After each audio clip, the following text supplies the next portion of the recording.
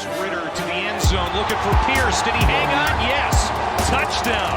The back as I've been around. Here he goes again. Busts free. Jerome Ford down the sideline. Foot race. House call. Touchdown. 79 yards. Big one in the Peach Bowl. This is a big one too. And it's going to go all the way to the house on the first play from scrimmage.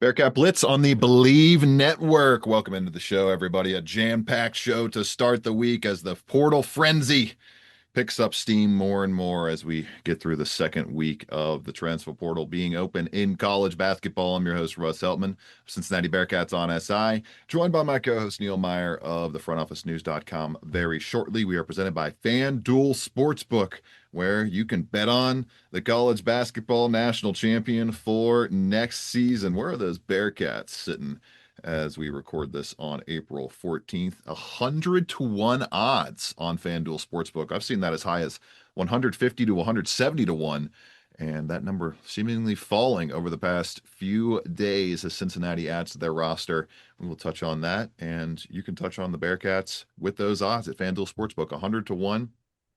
And just only two teams out there with shorter odds than 13-1 to lift the trophy this coming April.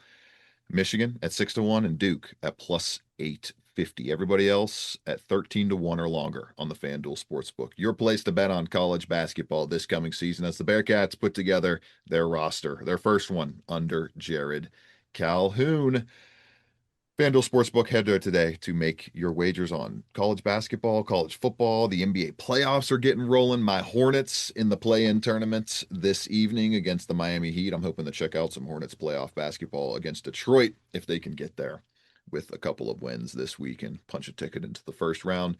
Plenty of great sports action coming up over the next few weeks and beyond across FanDuel Sportsbook. Great presenting sponsor of Bearcat Blitz, where we are going to touch on all of the transfer additions so far, some exiting transfers as well, and just all transfer portal basketball-wise all the time on this episode of Bearcat Blitz, presented by FanDuel Sportsbook.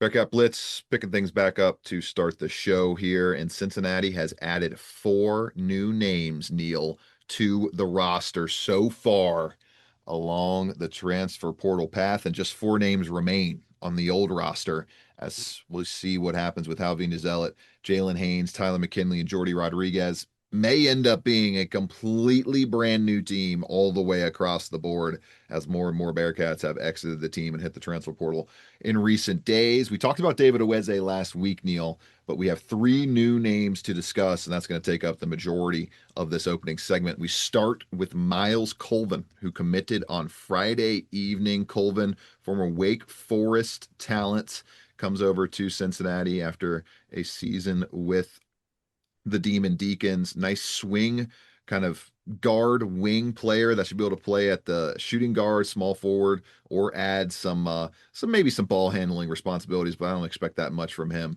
after averaging 11.6 points, 4.4 rebounds, 1.4 assists, and 1.2 steals this past season. 35 total appearances. Shot 40.3% from the floor. Not great there, but solid 36% on outside shots. He was a top 85 ranked prospect on 24/7 Sports' transfer rankings. And he's a guy that I think, Neil, should be able to be either in the starting lineup or at least in the 6th, 7th, 8th man kind of designation. And a guy that should add some strong versatility and strong efficiency to the Bearcats offense and defense. This was a great kind of start on the veteran edition front for Cincinnati on Friday afternoon. Yeah, Russ, and I think the biggest thing we need to discuss about Cincinnati's 3 transfers that we're going to briefly talk about here on this episode of the podcast is Jerrod Calhoun is quickly identifying the size and the length they need to be able to have to compete within the Big 12. And that was something he mentioned there in his opening press conference. And it started on Friday with the addition of Miles Colvin. I think that's the biggest thing that you can indicate, that is, if this staff, Corey Evans and this staff, they're going out there to get guys with positional size, right? They saw what it was able to take to compete with Arizona up close and personal in the NCAA tournament. Miles Colvin, one of those guys at that point guard position who's 6'5", 212 pounds, kind of gives you that size there at the guard position. He started his career at Purdue, then went off to Wake Forest, so he should have a 1 year of eligibility left. So finishing it out close to home. But Russ, for me, I think the biggest takeaway here is Miles Colvin should be a guy you would see, whether that be in the top 7, top 8 of the rotation. But the biggest thing for me is, Russ, he's aggressive as a guard, right? He's shown his ability to go and score the ball, but he's shown his ability to create for others as well. He's very versatile. But another thing is he's sneaky bouncy. And that's the biggest thing that will excite some fans when you look about Miles Colvin's game, is he's going to play aggressive. He's going to get downhill and he's going to attack. I mean, there was a two-handed poster dunk he had last year where he took off from right above the semicircle there and went two hands over a 7-footer. So, I mean, when you see that, you have all the intangibles to be excited about that. But overall, Russ, I mean, that's a huge get for Cincinnati, in my opinion, because he's been a part of some great teams at Purdue under Matt Painter as well. He's been to the NCAA tournament. He knows what it takes to get there. I think this is a great addition for Cincinnati to kick off the transfer portal cycle. Yeah, 6'5", so strong size. I mean, a great free throw shooter. They've only added great free throw shooters so far. Colvin, 81% free throw shooter for his career, 87% last year. Tyler Tahada, an 88% free throw shooter.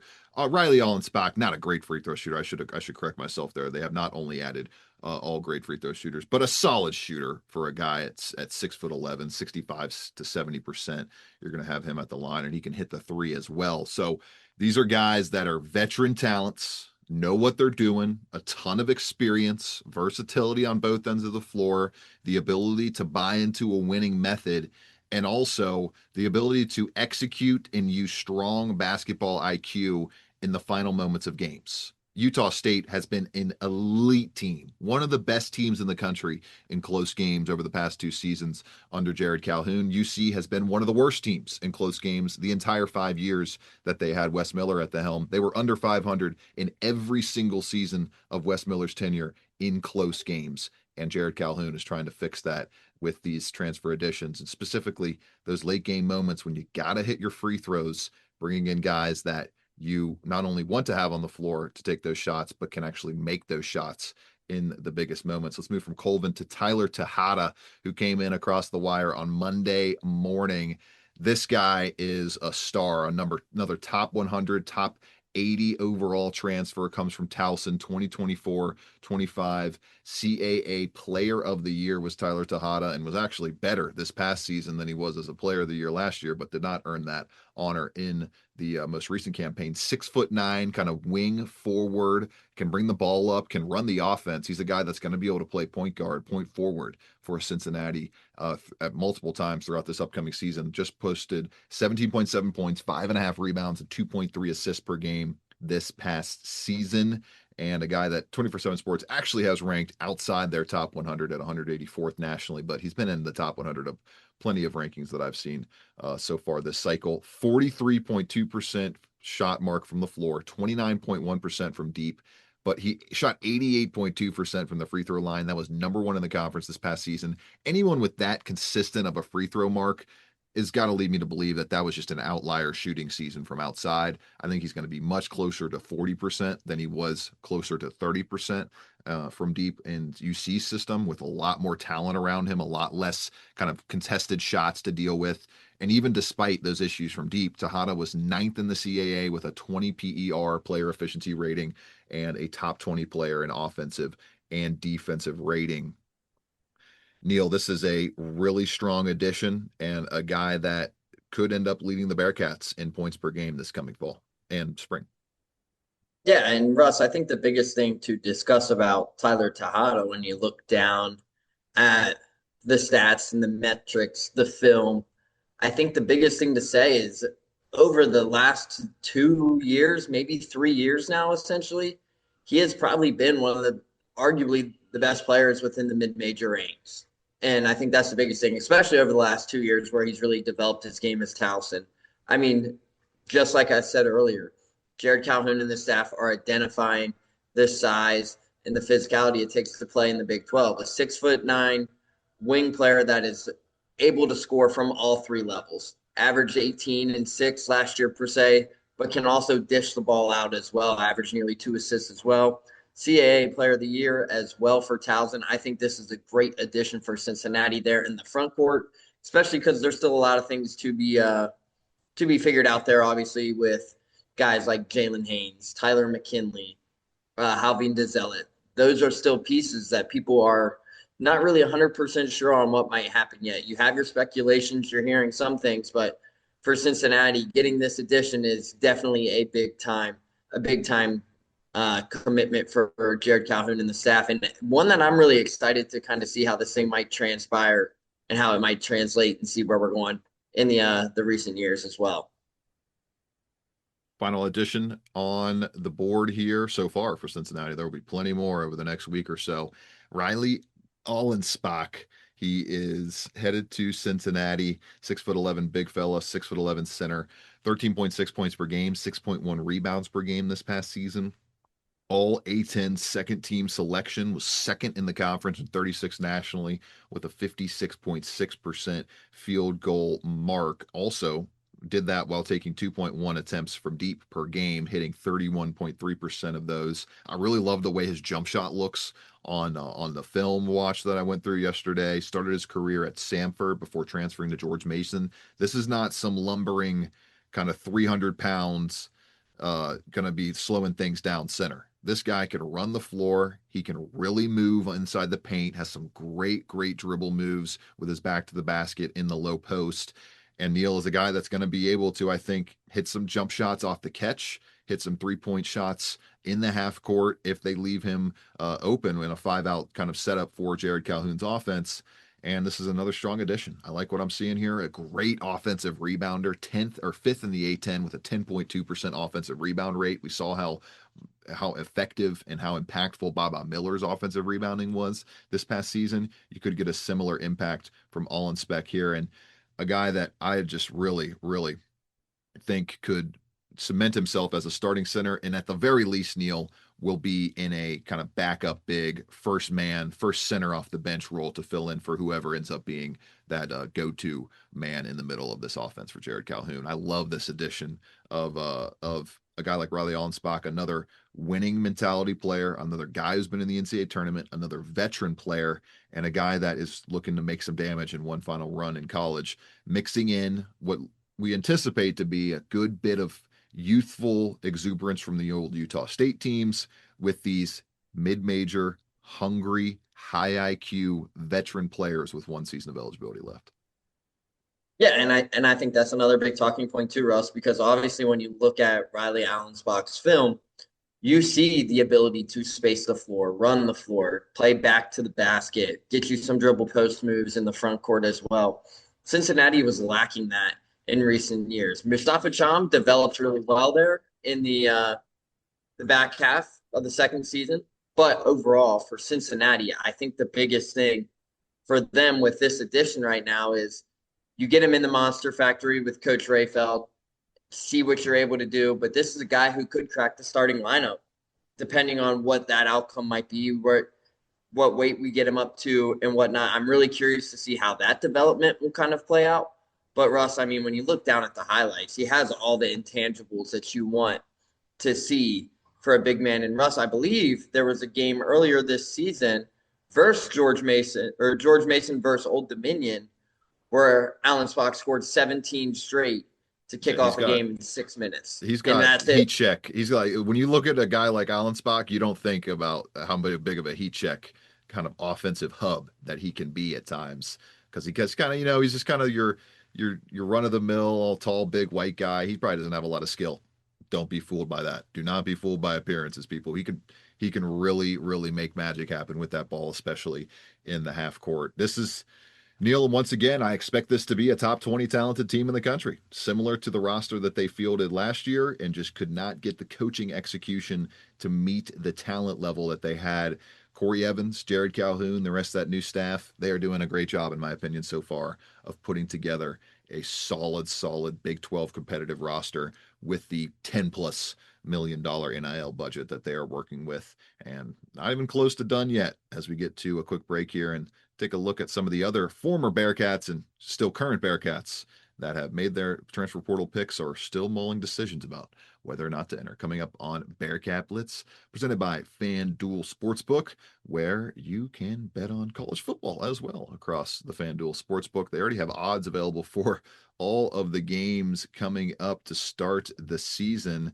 Cincinnati's game is actually not on the board right now. So not all of the games, but a lot of the big games they have in the first 2 weeks of the season. You got NC State, Virginia, North Carolina, TCU, the marquee action starting things on October 29th. And you can bet on the national champion. You have the option among teams with shorter than 10-1 odds, much more on the board compared to the college basketball slate. Oregon, Georgia, Indiana, Texas, Notre Dame, and Ohio State all sitting with odds shorter than 10-1. And then you got to go to Miami, Florida at 14-1 to get to some of the longer shots on the board. FanDuel Sportsbook, your place to bet on the college football national champion for the 2026-27 season. More Bearcat Blitz coming your way after these messages.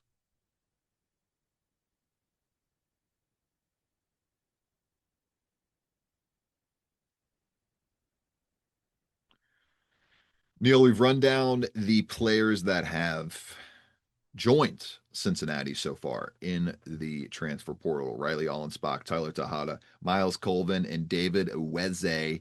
Players still on the Bearcats roster that we are awaiting a decision from: Jalen Haynes, Halvin Zealot, Jordy Rodriguez, and Tyler McKinley. Neil, at this point, I would be stunned if more than one player from the 2025-26 roster is on Jerrod Calhoun's first team. What about you? Yeah, I would be pretty stunned, to be honest with you. Especially maybe off one, of, but even one kind of would surprise me if one guy stays. even with some of the stuff we are hearing right now coming out of Clifton, I would be very surprised if this isn't just a full reboot, a full 15 brand new guys, start to bottom. And that's what it's probably looking at. Now, it's still going to be interesting. Obviously, you have a couple guys who are still kind of weighing their options potentially and trying to see where this thing goes, see what this roster construction might look like.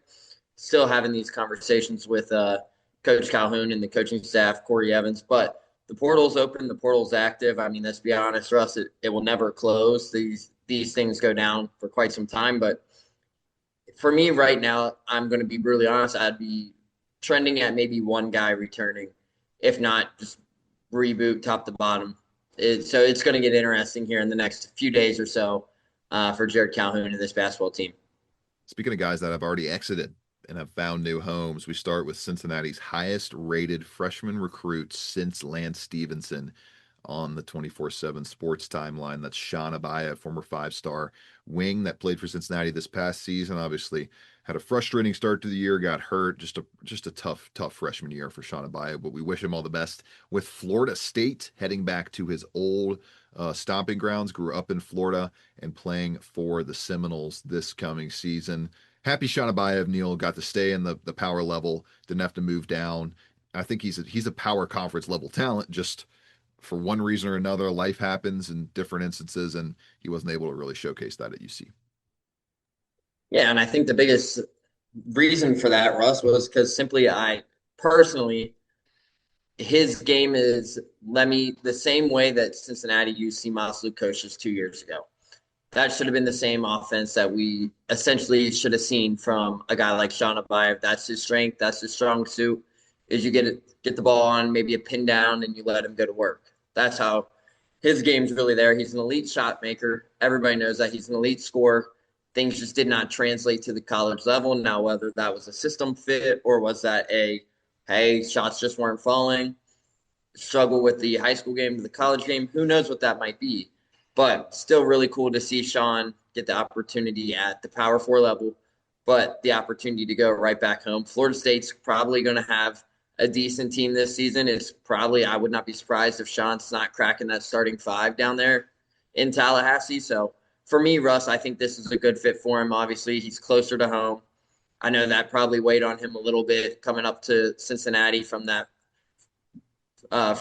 Florida. So I think just maybe being a little bit closer to home was something on his destination and on his mind quite frequently throughout the season. So it's always great to go back home and be near family and whatnot. I mean, his family was up at every game. I don't know if you knew that, Russ, but his brother and his family traveled to every home and away game for Cincinnati. So having the opportunity for them to go back home is probably pretty cool. No doubt about it. And another kind of pseudo homecoming for Jizzle James. He's staying in the family. He's heading home with the Wes Miller family and heading to Charlotte to play for the 49ers in Wes Miller's first season. This was maybe the most writing on the wall, easily predictable result out of any of the transfer portal amalgamations for Cincinnati's former players. It just warms the heart a little bit. I mean, the love between these two guys is real. Wes Miller's called Jizzle James part of his family multiple times with us in media sessions. And this is just, with all the things that Jizzle dealt with last offseason, this warmed my heart seeing him kind of stay in the family, stick with the support system that is familiar with him, that he's familiar with, and hopefully he can continue to keep rising from the low point he hit last year and keep doing great things on the basketball court and maybe create a professional career for himself after college in his final stop with Wes Miller in Charlotte.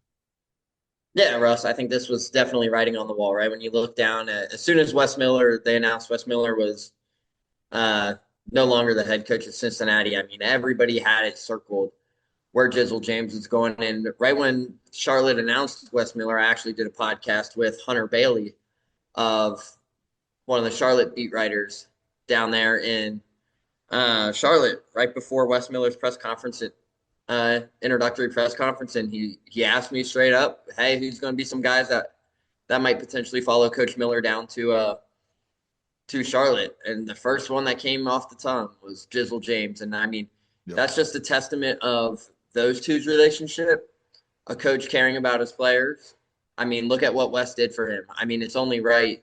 That's Jizzle's guy. We've heard Wes say that's family all the way through it. And that's what that means, right? That's the bonds you want to have with coach to player. You want to be there for them on and off the court. Wes, Coach Dollar, Coach Morgan, the old staff under Wes Miller, everybody did that. So Coach Dollar and Coach Miller get their point guard down there. And Russ, I think Jizzle's going to go down there, and I would not be surprised if he averages 18 to 19 points a game in the American Conference. I would not be surprised if that's the outcome.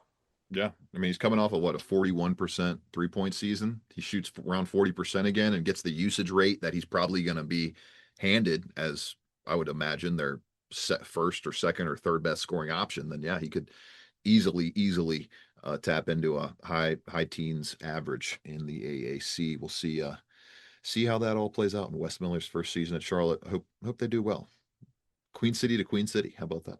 For Jizzle James and Wes Miller. Tying things up on this episode, Neil, looking forward, all eyes on guards. A couple of big man additions, a couple of wing transfer forward additions so far. No premier ball handlers have been added from my view. Miles Colvin, you can maybe give him the ball a little bit for sure. Same with Tyler Tahada, but I don't think you're going to be handing the car keys of the offense fully to those guys. Tulsa's Tylen Riley, potentially. Maybe we see the Bearcats land him a Hofstra elite scoring guard and Cruz Davis. The Bearcats also interested in him, and maybe we see that come to fruition. They are targeting the best of the best in the mid-majors, Neil, and kind of letting those better, high-power, more expensive, high-major talents kind of go and suck up the budgets of other schools while they spread out and try to get depth, get veteran tenacity, and get high-level efficiency on the offensive end. The build continues for Jerrod Calhoun and Corey Evans and the rest of the Bearcats basketball staff. We'll have you covered with another look at it on Friday, and what will surely have some more commits and transfers to talk about on the next episode of Bearcat Blitz right here on the Believe Network. Have a great week, everybody. 6, Ritter to the end zone, looking for Pierce. Did he hang on? Yes. Touchdown. Back as I've been around. goes again. Busts free. Jerome Ford down the sideline. Foot race. House call. Touchdown. 79 yards. Big run in the Beach Bowl. This is a big one, too.